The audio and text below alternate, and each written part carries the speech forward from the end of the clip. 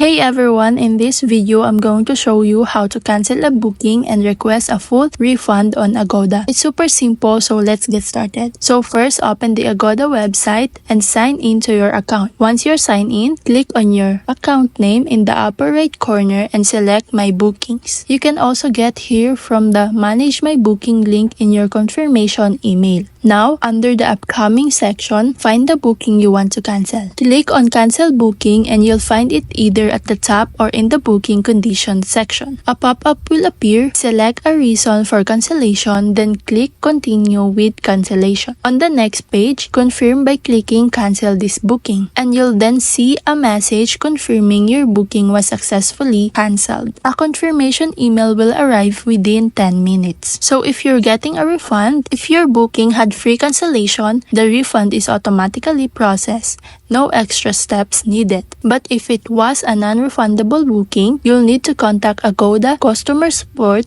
directly by phone or through the support page to request a refund. And that's it. Thanks for watching.